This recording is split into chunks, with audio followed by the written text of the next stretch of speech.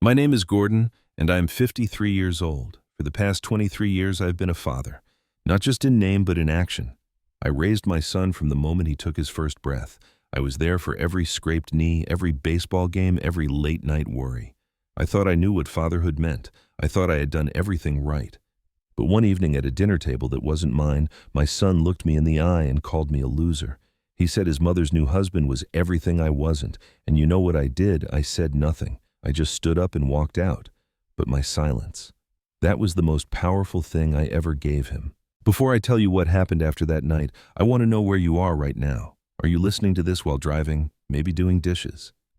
Drop a comment and let me know where you're tuning in from. And if you've ever felt underestimated or cast aside by someone you loved, hit that like button, subscribe. If you want to hear how sometimes the best lesson a father can teach is the one that comes wrapped in silence.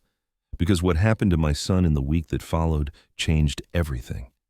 Now let me take you back to how we got there. I met Patricia when I was 29 years old. She was 26, working as an accountant at a small firm downtown. I was a construction manager building houses and commercial buildings across the county. We met at a mutual friend's barbecue on a warm Saturday in June. She had this laugh that made everyone around her smile. We talked for hours that day, sitting on plastic chairs in someone's backyard, drinking cheap beer and watching the sun go down. 2 years later, we got married in a small church with about 50 people. Nothing fancy, just us, our families, and the promise of a future together. Tyler came into our lives when I was 30. The moment the nurse placed him in my arms, something shifted in me. I wasn't just Gordon anymore. I was Dad, and I took that role seriously. We lived in a modest house in the suburbs, a 3-bedroom ranch-style home with a yard big enough for a swing set. I built that swing set myself, spent a whole weekend digging post holes and leveling the frame. Patricia would bring me lemonade while I worked Tyler sleeping in his carrier nearby. Those were good years. Simple years. I worked long hours, but I always made time for my family. Patricia's income was steady, and together we made enough to live comfortably. We weren't rich, but we had what mattered. Saturday mornings became sacred in our house. I would wake Tyler up early, just the two of us, and we would head to this little diner on Main Street. He always ordered chocolate chip pancakes with extra whipped cream. I can still see his face sticky with syrup, grinning up at me. The waitress knew us by name. She would bring my coffee before I even sat down. As Tyler grew, so did our bond. I taught him how to ride a bike in our driveway, running alongside him until he found his balance. I taught him how to throw a baseball, how to bait a hook, how to change a tire. We would go fishing at the lake every other Sunday during summer. Tyler would get so excited when his bobber dipped below the surface. The first time he caught a fish, a small bass that fought harder than its size, suggested his eyes lit up like fireworks. He held that fish up like a trophy, and I took about 20 pictures. That photo still sits on my mantle today. I never missed his baseball games. Not one. I was the dad in the stands cheering too loud, probably embarrassing him a little. But he would always look for me in the crowd before he stepped up to bat. And when he hit that triple in the 7th grade championship game, the first person he looked at was me. Parent-teacher conferences, school plays, science fairs, I was there. Patricia was too when her schedule allowed. We were a team, or at least I thought we were. Tyler used to call me his best friend, not in a weird way where boundaries got blurred, but in that way where a son trusts his father completely. We talked about everything: girls he liked, classes he struggled with, his dreams of maybe playing college baseball. I listened. I advised when asked. I stayed quiet when he just needed someone to hear him. That is what fathers do. But when Tyler turned 15, something started to change. Not with him, with Patricia. She started working later, much later. Business trips became more frequent. When she was home, she seemed distant, distracted. I tried to reach out. I suggested marriage counseling. I planned weekend getaways, just the two of us, hoping to reconnect. She shot down every attempt. She told me she was tired of this life, tired of being ordinary, tired of our ordinary house, our ordinary routines, our ordinary existence. I did not understand. I thought we were happy. I thought ordinary was enough.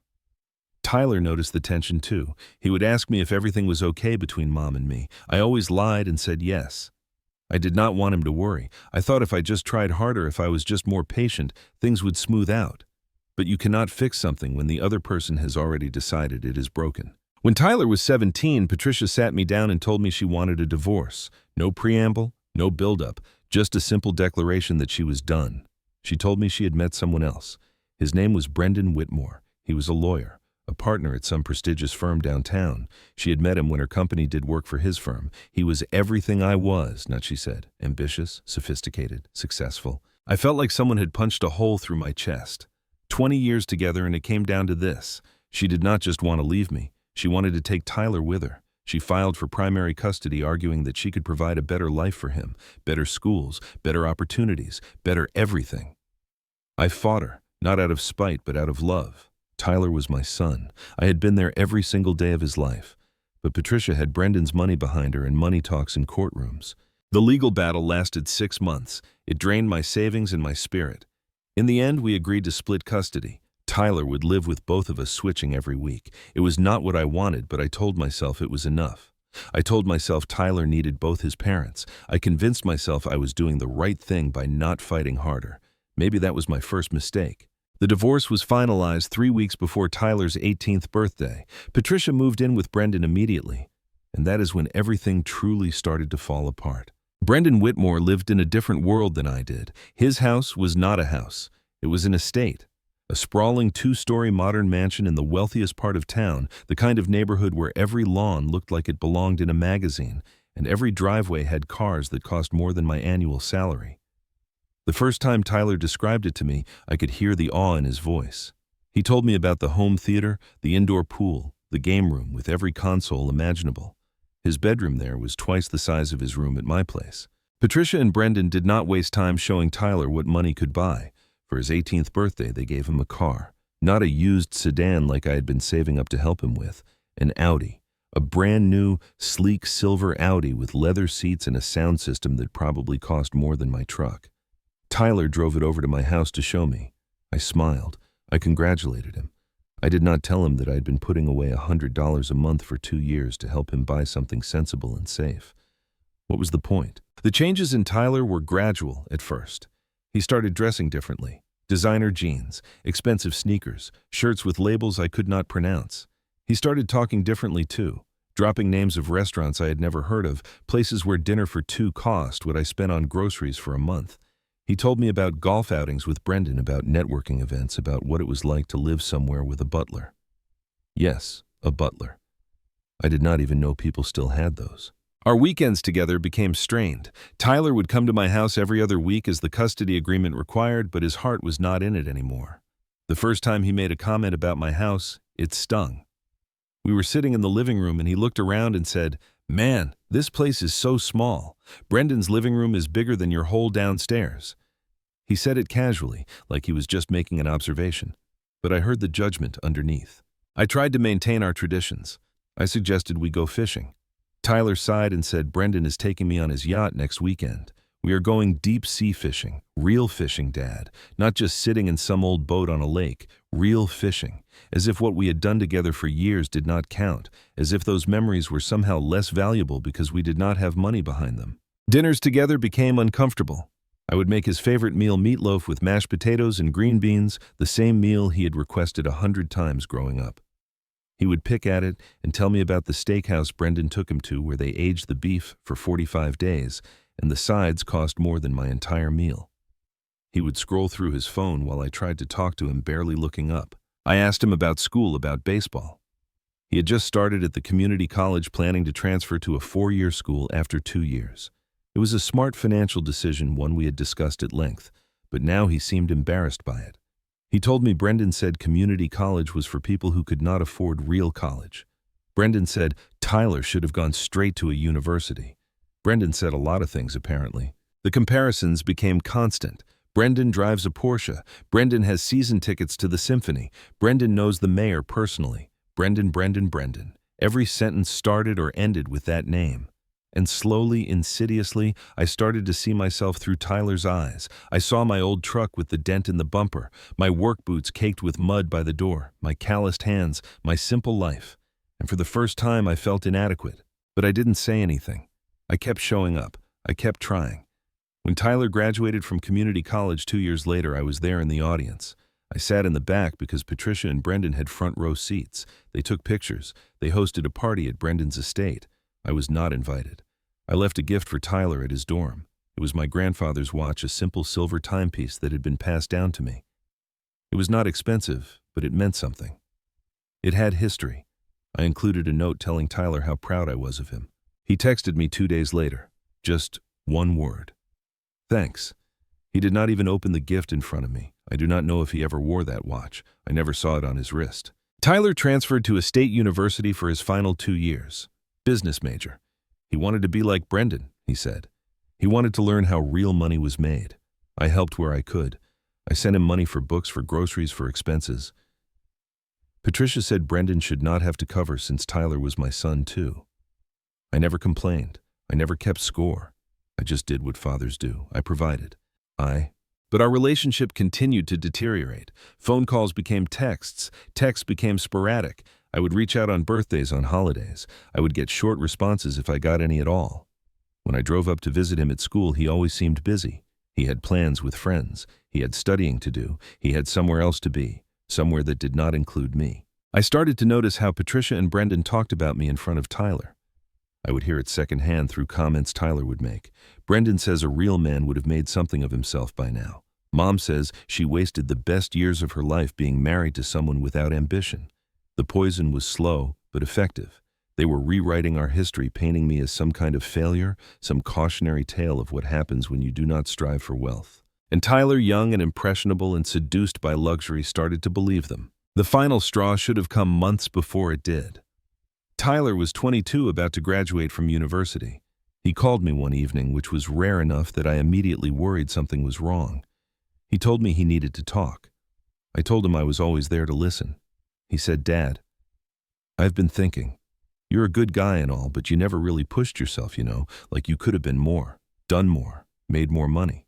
Brendan started with nothing, and look at him now. I sat in my kitchen, phone pressed to my ear, and felt my heart crack just a little more. I asked him, "Do you think I'm a failure, Tyler?" There was a pause. Then he said, "I think you settled Dad, and that's kind of the same thing, is it not? I should have cut him off then. I should have let him learn his lesson the hard way right in that moment. But I did not. Because he was my son. Because I loved him. Because I kept hoping he would remember who I was before Brendan's money blinded him. So I swallowed my pride. I told him I loved him, and I kept paying his student loans every single month without him ever knowing. The invitation came on a Tuesday. Tyler called me, which was surprising enough. He told me that Brendan had just made partner at his firm. They were having a celebration dinner that Friday, and Patricia thought it would be good if I came. Family dinner, Tyler called it. I almost laughed at that. Family.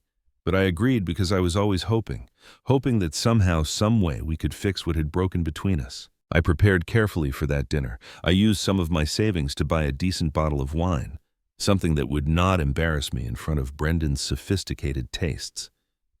I pulled out my only suit, the one I had bought for Tyler's high school graduation. It was a few years old, but still fit well enough. I wanted to make an effort. I wanted Tyler to see that I was trying. Friday evening arrived too quickly. I drove across town to Brendan's estate, my hands tight on the steering wheel. The gate at the entrance was wrought iron with elaborate scrollwork. I had to press a button and announce myself. A voice I did not recognize told me to proceed up the drive. The driveway itself was longer than my street, lined with lights embedded in the ground. The house loomed ahead, all glass and sharp angles lit up like something from a movie. I parked my truck between a Mercedes and a Lexus. It looked out of place, old and worn. I grabbed the wine and walked to the front door. Before I could knock, it opened. A man in a suit, the butler I assumed, greeted me with a polite smile that did not reach his eyes. He took my coat and led me through a foyer with marble floors and a chandelier that probably cost more than my house. Patricia appeared from somewhere deeper in the mansion. She looked different. Her hair was styled in a way I had never seen, swept up in some complicated twist. Her dress was black and elegant jewelry glittering at her throat and wrists. She looked at me the way you might look at an old piece of furniture you forgot you owned. "Hello, Gordon," she said. "Please come in. No warmth, just formality." Brendan emerged next. He was tall, maybe 6'2", with silver streaks in his dark hair that somehow made him look distinguished rather than old. His suit probably cost what I made in a month. He extended his hand, and his grip was firm, calculated, the kind of handshake that was meant to establish dominance. "Gordon," he said. "Good to see you. Thank you for coming." His smile was all teeth and no kindness. Then Tyler appeared. He was standing next to Brendan, dressed in a suit that matched his stepfather's style. He looked like he belonged there in that world of money and pretense. He nodded at me. "Hey, Dad," he said. Just that. No hug, no real acknowledgement, just a casual greeting you might give an acquaintance. We moved to the dining room. The table was obscenely long dark wood polished to a mirror shine. It was set with china that looked like it should be in a museum and wine glasses that sparkled under yet another chandelier. I was seated at one end. Patricia and Brendan sat at the other. Tyler sat between them closer to Brendan. The distance felt intentional. Dinner was prepared by a chef, not cooked. Prepared. There were courses, small plates of things I could not identify. Brendan explained each one with the tone of someone lecturing a child. This is seared foie gras with a cherry reduction. This is butter-poached lobster. Each description felt like a reminder of how different his world was from mine. I ate quietly, trying not to draw attention to myself. The conversation revolved around Brendan. He talked about his recent promotion, about the $10 million deal he had just closed, about his plans to expand into international law. Patricia hung on every word, her eyes shining with pride. Tyler listened intently, nodding, asking questions. I was invisible, a ghost at my own son's family dinner. Patricia looked at me, once her eyes cold, and said, "Brendan is brilliant. He knows how to build real wealth." She emphasized the word real, and I knew what she meant. She meant unlike you. She meant unlike the 20 years we spent together building a life that was not good enough for her. I said nothing. I just cut another piece of whatever was on my plate and kept my eyes down. Tyler started talking about his new job. Brendan had arranged a position for him at the law firm, not as a lawyer. Tyler did not have a law degree, but as some kind of consultant, business development, Tyler called it. He was making more money than I had ever made. Doing work he barely understood, all because Brendan pulled strings. He talked about his new apartment, the one Brendan was paying for. He talked about his plans to get a better car soon. Everything was about what Brendan was giving him. Nothing was about what he had earned himself. Brendan poured champagne. He raised his glass and made a toast. To success, he said. To ambition. To the pursuit of excellence. He looked directly at me when he said, "Some people are satisfied with mediocrity. They settle for comfortable lives, simple jobs, modest homes. But others strive for greatness. They refuse to accept anything less than the best." His smile was sharp as broken glass. I felt my jaw tighten, but I stayed silent. I had come here for Tyler. I was not going to cause a scene. I was not going to give Brendan the satisfaction of seeing me react. But then Tyler spoke. His voice cut through the room, loud and clear. He wanted everyone to hear. "You know, Dad, Brendan has taught me what real success looks like. What it means to be a man who actually achieves something." He paused, looking right at me. His eyes were cold, unfamiliar. "You worked your whole life, and what do you have? A small house that is falling apart, an old truck that barely runs. You are stuck in the same job you have had for 30 years. The room went completely silent. Patricia looked down at her plate. Brendan sipped his champagne, a small smile playing at the corners of his mouth. And Tyler kept going. "Brendan worked smart. He built an empire. He is a winner. And you are a loser, Dad. Mom's new husband is not a loser. He is everything you never were and everything you will never be." Those words hung in the air like smoke. A loser. My own son. The boy I raised. The boy I taught to ride a bike and catch a fish and be a good man. He looked at me with something like contempt and called me a loser. I felt my heart stop. Actually stop. The pain was physical, a crushing weight in my chest. I could not breathe. I could not think. All I could do was stare at this stranger wearing my son's face. No one said anything. Patricia did not defend me. She did not tell Tyler that was inappropriate or hurtful. She just sat there. Brendan took another sip of his champagne, his expression satisfied. Tyler did not apologize. He did not take it back. He just waited for my response. I carefully folded my napkin and placed it on the table. I stood up slowly, my chair scraping against the floor. I looked at Tyler one last time. His face showed no remorse, no regret. Just that cold certainty that he was right and I was wrong, that his new life was better and I was just a relic of a past he had outgrown. I walked out of that dining room, through the marble foyer, past the butler who opened the door, out into the night air that felt like ice in my lungs. I got in my truck, started the engine, and drove away from that mansion. My hands shook on the steering wheel, not from anger, from heartbreak. I drove home in silence. No radio, no distractions, just me and the echo of my son's words. Loser. That is what my son thought of me. That is what he had been taught to think. And I had said nothing, not one word in my defense. Because what could I say? How do you defend yourself against your own child's contempt? But as I drove, as the shock began to fade, something else took its place. Clarity, Cold, hard clarity. Tyler thought Brendan's money made him superior. He thought wealth was the same as worth. He had no idea what real life was like. He had no idea how to stand on his own. And it was time he learned. I did not sleep that night. I sat in my living room in the dark thinking, not about revenge. I'm not that kind of man, but about responsibility, about what kind of father I wanted to be. I could let Tyler continue down this path believing that money equaled value, that I was worthless because I did not drive a Porsche. Or I could teach him the hardest lesson a father can teach, that the safety nets we provide are not permanent, that respect is not optional, that actions have consequences. By the time the sun came up, I knew what I had to do. The first call I made was to my lawyer, the same one who had handled my divorce years ago. I asked him to pull up the details of Tyler's student loans. Yes, I had been paying them. Every single month since Tyler graduated from community college, $83,000 over the years. Tyler did not know. He thought Patricia or Brendan had been handling it. Or maybe he just did not think about it at all. Money had become so easy for him that he stopped questioning where it came from. My lawyer confirmed what I already knew. The loans were in Tyler's name, but I had been making the payments through an automatic withdrawal from my account. I could stop at any time. Tyler would be responsible for the full amount, $3,200 a month. I told my lawyer to cancel the automatic payments effective immediately. The second call was to my financial advisor. Years ago, when Tyler was born, I had set up a trust fund for him. It was not much, $50,000 accumulated over 23 years, small deposits every month, whatever I could spare. It was meant for his future.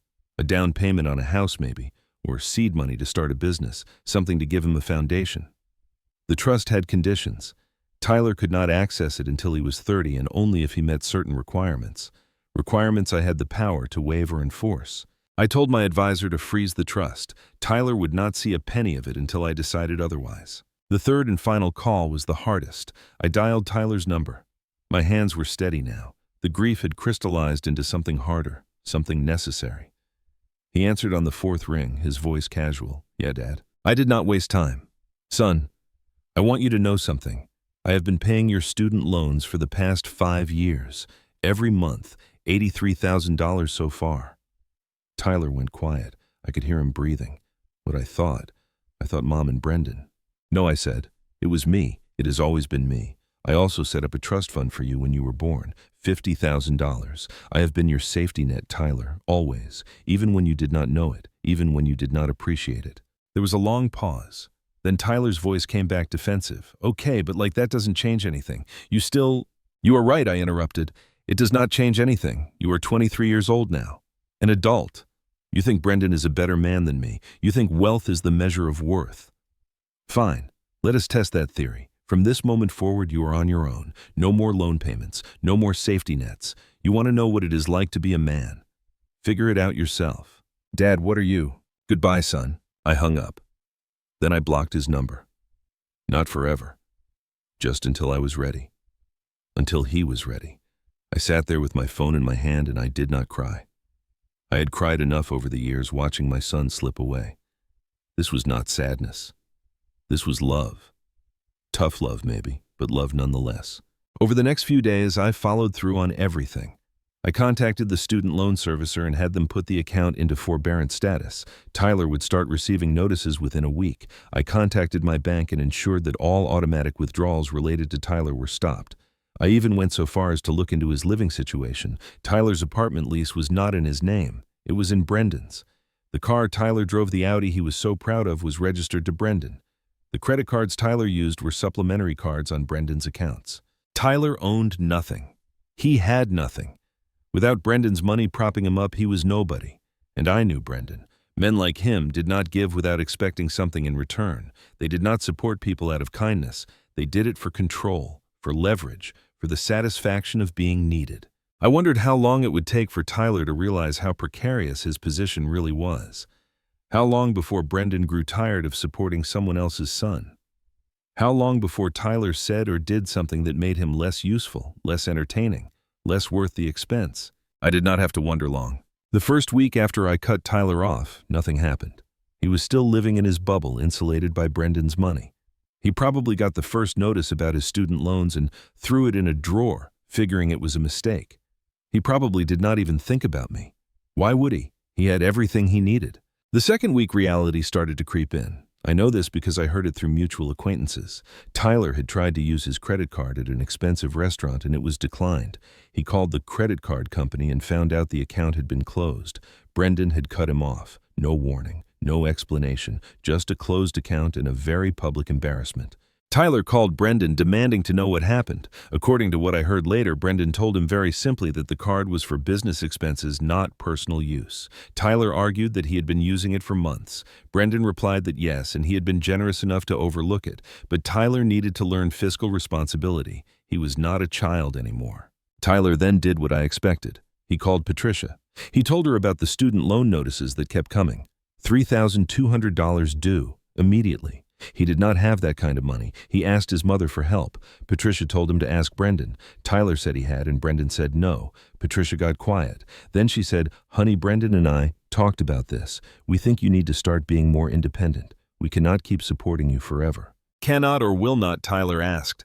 I imagine the panic was starting to set in by then. This was not supposed to happen. He was supposed to be protected, insulated, safe in the cocoon of Brendan's wealth. Patricia did not answer directly. She just said, "Maybe you should talk to your father." Then she hung up. By the third week, things had escalated. Tyler received a formal notice from his landlord. The lease was in Brendan's name and Brendan had given a 30-day notice to vacate. Tyler was being evicted. Not officially, not through any legal process, but effectively. Brendan wanted him out. Tyler had 1 week to find somewhere else to live. He tried to argue with Brendan. He showed up at the mansion desperate and angry. I know this because one of the housekeepers there goes to the same church I do and word travels in small communities. Tyler demanded to know why Brendan was doing this. Why the sudden change? Brendan, calm as ever, explained that Tyler was 23 years old. It was time for him to stand on his own feet. He had been given opportunities, advantages most people never get. Now, it was time to prove he could make it independently.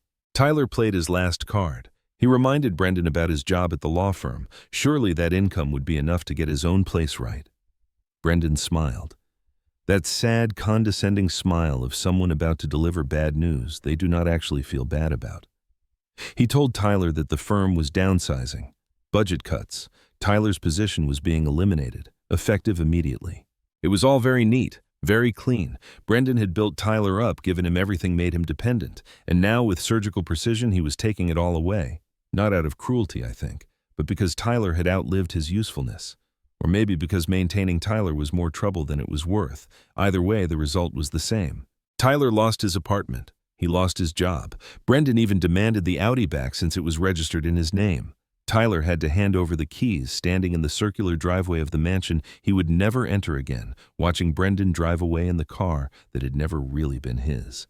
Tyler called his friends, the ones he had made in his new wealthy lifestyle. The ones who went to expensive clubs and exclusive parties. Every single one had an excuse. Too busy, no room, maybe another time. Fair weather friends, the kind that evaporate the moment the money dries up. Tyler was learning a hard truth. The life Brendan had given him was not really his. It was borrowed, rented, and the lease had just expired. With nowhere else to go, Tyler used what little money he had left from his last paycheck to rent a room at a motel on the edge of town. It was the kind of place where you pay by the week and try not to look too closely at the stains on the carpet. $70 a night. He had enough for 4 nights. After that, he would be on the street. On the evening of the 6th day after I cut him off, Tyler sat in that motel room surrounded by everything he owned, which was not much. Some clothes, his phone, his laptop. He had not eaten a real meal in 2 days. He had been stretching what little money he had, buying cheap gas station food, rationing it out. His phone was almost dead. He had not paid the bill and service would be shut off soon. He looked at his contacts list. It was long, filled with numbers. But as he scrolled through it, he realized he did not have anyone. Not really. Patricia had made it clear she would not help. Brendan had cut him loose entirely. His friends had abandoned him. Every person in his life had been connected to wealth, to status, to what he could provide or what they could take. Now that he had nothing, he was nothing to them. Except for one name. One number he had not deleted even though he had ignored it for months. Dad. My number. He stared at it for a long time. His thumb hovered over the call button. Pride warred with desperation. He had called me a loser. He had humiliated me in front of people. He had thrown away years of love and sacrifice for the promise of an easier life. And now that life was gone. His hands shook as he pressed the button. The phone rang once, Twice, 3 times. I let it ring. I was sitting in my living room staring at his name on my screen, and I had to decide. Do I answer? Do I let him face the consequences a little longer? Do I let him hit absolute rock bottom? Or do I catch him now while he still had just enough sense to ask for help? On the 4th ring, I answered. I didn't say hello. I just waited. There was silence on the other end. Then I heard him breathe. Then I heard his voice so different from the confident, arrogant tone at that dinner. "Dad," he said. His voice cracked. "It is me." I heard everything in those 3 words. Fear, shame, desperation, regret. I still did not speak. I let the silence stretch. Let him sit in it. Finally, he continued. "I do not know who else to call. I'm at a motel. I do not have anywhere to go. Brendan kicked me out. He took everything. My job, my apartment, the car, everything. I have not eaten in 2 days. His voice broke completely. I do not know what to do. More silence. Then so quietly I almost did not hear it. "Dad, I'm so sorry. I'm so sorry for what I said. I was wrong. I was so wrong. And I understand if you do not want to help me. I understand if you hate me, but I do not have anyone else." I closed my eyes, took a breath. When I spoke, my voice was calm, steady. "Where are you?" He gave me the address, stammering a little. "I will be there in 30 minutes, I said. Then I hung up. I sat in my truck for a moment before starting the engine. This was it. The moment where I could either let my son drown or throw him a rope. Part of me wanted to let him suffer longer, wanted him to truly understand what he had thrown away. But a bigger part of me, the part that had been his father for 23 years, could not let him go hungry, could not let him sleep on the street. I drove across town to the motel. It was worse than I imagined. The neon sign was half burned out, flickering weakly in the dusk. The parking lot was cracked asphalt with weeds pushing through. A few cars sat scattered around, most of them in worse shape than my truck. This was where my son had ended up. This was the distance he had fallen in less than a week. I saw Tyler sitting on the concrete steps outside one of the rooms. He looked terrible. His clothes were wrinkled, the expensive shirt now stained and creased. He had not shaved, his hair was uncombed, but it was his eyes that got me. They were hollow, defeated. The arrogance was gone. The contempt was gone. All that was left was a scared young man who had just learned that the world was much harder than he thought. He stood up when he saw my truck. He didn't move toward me, just stood there waiting. I parked and got out. We looked at each other across the hood of my truck. I could see he wanted to say something, wanted to apologize or explain or something. I did not give him the chance. "Get in," I said. "We will talk later." He moved quickly, almost stumbling in his hurry to reach the passenger door. He climbed in and sat there, hands in his lap, staring straight ahead. I pulled out of the parking lot and drove in silence. Tyler didn't ask where we were going. He just sat there, and after a few minutes I saw his shoulders start to shake. He was crying, silently trying not to let me see, but crying nonetheless. I didn't say anything. I just drove. After about 15 minutes, I pulled into a small diner, the same one I used to take him to on Saturday mornings when he was little, the place with the chocolate chip pancakes. I parked and turned off the engine. "When is the last time you ate?" I asked. He didn't look at me. "Thursday," he whispered. "I think. Maybe Friday morning. I do not remember." I got out and walked toward the diner. Tyler followed. We sat in a booth in the back, the same booth we used to sit in years ago. The waitress who had known us was long gone, retired probably. The new waitress came over with menus and coffee. I ordered for both of us, burger fries and a milkshake for Tyler, coffee for me. She left and we sat in uncomfortable silence. Tyler stared at the table. I could see him struggling, trying to find words. Finally, he looked up at me. His eyes were red. "Dad, I do not deserve this. I do not deserve your help, after what I said, after everything." He swallowed hard. "I called you a loser, in front of everyone, and you are not. You never were." "No," I said quietly. "I am not. And you should never have said it." Tyler flinched like I had slapped him. "But I am helping you anyway. Not because you deserve it, but because you are my son, and I love you. Even when you hate me, even when you are ashamed of me, I still love you." "I do not hate you," Tyler said quickly. "I never hated you. I got caught up in the money, in the lifestyle. Brendan made everything seem so easy, so perfect, and you seemed so—" He stopped himself. "So what I prompted, so ordinary, so mediocre, so much less than him." Tyler looked down again. "Yeah," he whispered. "I'm sorry." The food came. Tyler ate like he was starving, which he was. I watched him and felt a complex mix of emotions. Sadness for what we had lost, anger at what he had said, relief that he was safe, pride that he had enough sense to ask for help. When he finished, he sat back looking more human. "Thank you," he said, "for the food, for coming to get me, for everything." "We are not done yet," I said. "You need to understand something, Tyler. This past week. This is what real life looks like when you do not have a safety net, when you do not have someone propping you up. I have been paying your student loans for 5 years, $83,000. You did not know because I did not want you to worry. I wanted you to focus on school, on building a future." Tyler stared at me shocked. You have been paying them this whole time." I thought Mom or Brendan. "No, it was me. I also set up a trust fund for you when you were born, $50,000. It was supposed to help you start your life, buy a house, start a business, whatever you needed." Tyler looked like he might cry again. "I did all of that in silence because that is what fathers do. We do not do it for recognition or gratitude. We do it because we love our children, because we want them to succeed." I leaned forward. "But money is not love, Tyler.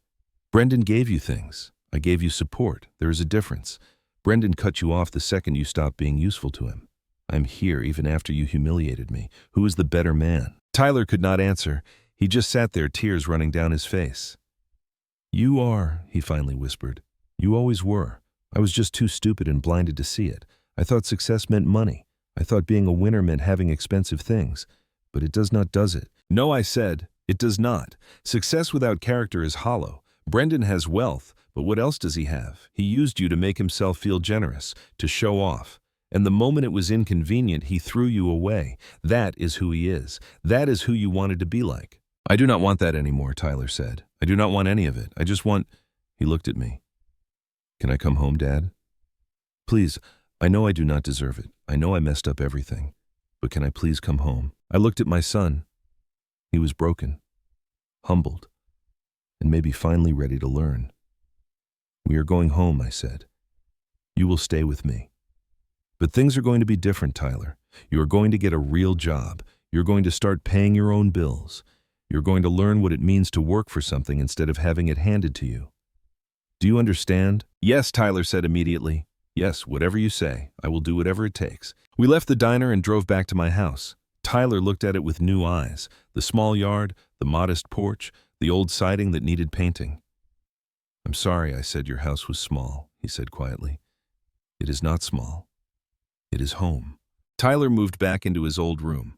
I'd kept it mostly the same over the years. His baseball trophies still lined the shelf. His posters were still on the walls. He looked around that first night with something like wonder. "I forgot how much stuff I had here," he said. "All these memories." He picked up one of the trophies, the one from the championship game where he hit that triple. "I was there," I said from the doorway. "Every game, every moment." "I know," Tyler said. "I remember. I'm sorry I forgot." The next few months were hard. Tyler had to rebuild everything from scratch. He applied for jobs and faced rejection after rejection. Turns out, a brief stint as a consultant at a law firm where you were only hired because of connections does not look great on a resume. He finally got a job at a construction site. Manual labor. Hauling materials, cleaning up debris, learning the basics of the trade. It was the same industry I worked in, but Tyler started at the bottom. He came home every night exhausted, his hands blistered, his back aching. I did not go easy on him. I charged him rent, not much, just enough to teach him responsibility. He had to buy his own food, pay his own phone bill, manage his own money. He had to learn how to budget, how to prioritize, how to make choices. Some nights he looked at his bank account and despaired, but slowly, painfully, he learned. He started making payments on his student loans, small payments, whatever he could afford. It would take years to pay them off, but they were his responsibility and he was facing them. I helped where I could, but I did not rescue him. He had to do this himself. We started spending time together again, real time, not forced visitation or obligatory dinners, but actual father-son moments. We went fishing on Sundays. Tyler did not complain about the old boat or the lack of luxury. He just sat there with his line in the water and talked to me. Really talked. About his fears, his regrets, his hopes for the future, about how ashamed he was of the person he had become, about how grateful he was that I had not given up on him. One evening, we were sitting on the back porch drinking beer and watching the sun go down. Tyler was quiet for a long time. Then he said, "Dad, do you hate Mom for what she did?" For leaving. For turning me against you, I thought about it. No, I said. I do not hate her. I'm disappointed. I'm sad about how things turned out. But hate, that takes too much energy. She wanted a different life. That was her choice. And Brendan, he is who he is. I do not waste my time being angry at him either. How do you do that? Tyler asked. How do you let it go? Because holding on to anger would only hurt me, I said. Not them. They have moved on with their lives. Why should I let them keep hurting me by carrying that resentment around? Tyler nodded slowly.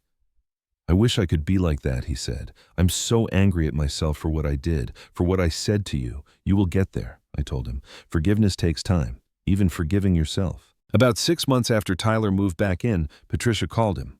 It was the first time he had heard from her since everything fell apart. She told him that she and Brendan were having problems, that Brendan was cold and controlling, that she felt trapped. She asked Tyler if he could help her, if he could support her. Tyler listened to her for a long time. Then he said, Mom, I'm sorry you are unhappy, but I cannot help you. I'm barely keeping my own life together. You chose Brendan. You chose that life. I hope you figure it out, but I cannot be your solution. He told me about the call afterward. He looked both sad and relieved. It felt good to say no, he admitted, to not get pulled back into that world. I told him I was proud of him, and I meant it. Time passed. Tyler got better at his job. He was promoted to crew lead, overseeing other workers. He moved out of my house after about a year into a small apartment that he could afford on his own. It was not fancy. 1-bedroom old appliances carpet that had seen better days. But it was his. He had earned it. He invited me over for dinner the night he moved in. He cooked spaghetti, nothing elaborate, and we ate sitting on folding chairs because he did not have real furniture yet. But he was smiling, really smiling. This feels good, Dad, he said. To know I did this myself. I did not say I told you so. I just raised my glass of cheap wine and toasted to new beginnings. Tyler is 25 now. He still works in construction. He has been saving up, talking about maybe going back to school part-time to finish a degree in project management. He comes over every Sunday. We go fishing or work on projects around my house or just sit and talk. The relationship we have now is different from the one we had when he was a kid. It is deeper, built on mutual respect instead of obligation. He does not talk to Brendan. He talks to Patricia occasionally, but there is distance there now. She made her choices, and Tyler has made peace with that. He does not regret the hard lessons he learned, even though they hurt, because they taught him something invaluable. They taught him who he really was when everything was stripped away. The other day, Tyler and I were sitting on my porch.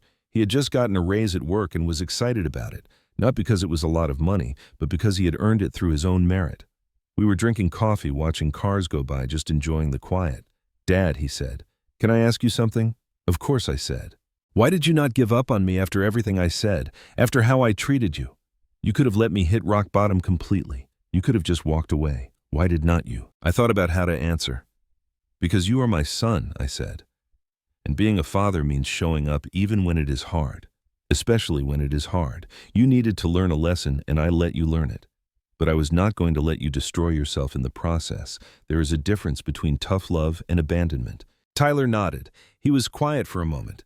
Then he said, I do not think I ever said this properly. Thank you. For everything.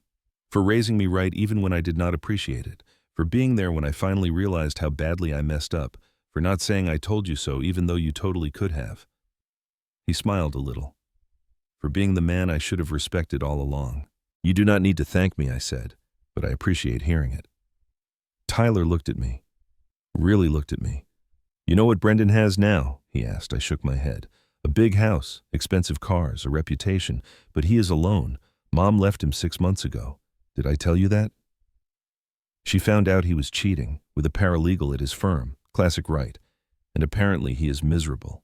He has money, but he does not have anyone who actually cares about him. That is the thing about building your life on material things, I said. They can be taken away, but relationships, character, those last. Tyler nodded. You have something he will never have, Dad. You have people who love you, not for what you can give them, but for who you are. That is real wealth. We sat in comfortable silence after that. I looked at my son, the man he had become, and I felt a deep sense of peace. Was the journey painful? Yeah. Did his words at that dinner table cut deeper than anything I had ever experienced? Absolutely. But would I change how things turned out? Because Tyler learned something invaluable. He learned that being a man is not about how much money you have or what car you drive or how big your house is. Being a man is about integrity, about standing up when you fall, about admitting when you are wrong and working to make it right, about treating people with respect regardless of their bank account, about being there for the people you love even when it costs you something. Tyler learned all of that the hard way, but he learned it, and that makes everything worth it. Sometimes the hardest thing a father can do is step back and let his child fall. To watch them make mistakes and face consequences. Every instinct tells you to catch them, to protect them, to shield them from pain. But sometimes pain is the greatest teacher. Sometimes falling is the only way to learn how to stand on your own. I do not know if Tyler will ever be wealthy like Brendan. Honestly, I do not care. He is something better. He is a man of character, a man who knows the value of hard work and honest living, a man who understands that real success is not measured in dollars, but in the kind of person you are when no one is watching, in how you treat people when you have nothing to gain from it, in whether you can look at yourself in the mirror and respect what you see. And maybe that is the real lesson in all of this, not just for Tyler, but for anyone listening. The world will try to tell you that success is about accumulation, about having more, being more, showing more. But that is a lie. Real success is about who you become in the process of living your life. It is about the relationships you build, the integrity you maintain, the kindness you show. Money can be lost, jobs can disappear, houses can burn down, cars can break, but who you are at your core, that cannot be taken away unless you give it away. Tyler almost gave his away. He almost traded his character for the illusion of success. But he found his way back. And I like to think I helped show him the path, even if I had to let him stumble along at first. So to anyone out there who feels like they are not enough because they do not have the biggest house or the fanciest car or the most impressive job title, let me tell you something. You are enough. You have always been enough. Worth is not determined by wealth. It is determined by character, by how you treat people, by whether you show up when it matters, by whether you can be counted on when things get hard. And to any parents out there struggling with kids who have lost their way, who have been seduced by materialism, or who look down on you for not being richer or more successful, do not give up. Love them through it. Set boundaries when necessary. Let them face consequences when they need to learn. But do not stop loving them. Because sometimes the greatest gift you can give someone is letting them fail so they can learn how to succeed on their own terms. Tyler learned that. And now as I sit here on my porch with my son beside me, both of us holding coffee mugs that have seen better days, both of us wearing work clothes that are stained and worn, both of us content with this simple moment, I know we are both richer than Brendan will ever be. Not in money, but in the things that actually matter, in respect, in love, in peace. That is my story. That is what happened when my son called me a loser and I said nothing. I did not argue. I did not defend myself. I just walked away and let reality teach him what words could not. It was painful, it was hard, but it was necessary. And in the end, I did not lose a son. I gained a man I am proud of, a man who knows his worth is not tied to his wallet, a man who understands that being a winner has nothing to do with defeating others and everything to do with being true to yourself. So what do you think? Have you ever had to let someone you love learn a hard lesson? Have you ever been the one who needed to learn? Drop a comment below and share your story. I would love to hear from you. And if this story resonated with you, if it made you think or feel something, hit that like button. Subscribe to the channel so you do not miss future stories. Share this with someone who might need to hear it, someone who is struggling with feeling inadequate, or someone who needs a reminder that real wealth has nothing to do with money. Thank you for listening to my story. Thank you for being here. I hope you walk away from this with something valuable. Maybe a reminder that you are enough just as you are. Maybe a lesson about the importance of character over currency. Or maybe just the knowledge that even in our darkest moments, even when the people we love most hurt us deepest, there is always a path forward. Always a chance for redemption. Always hope.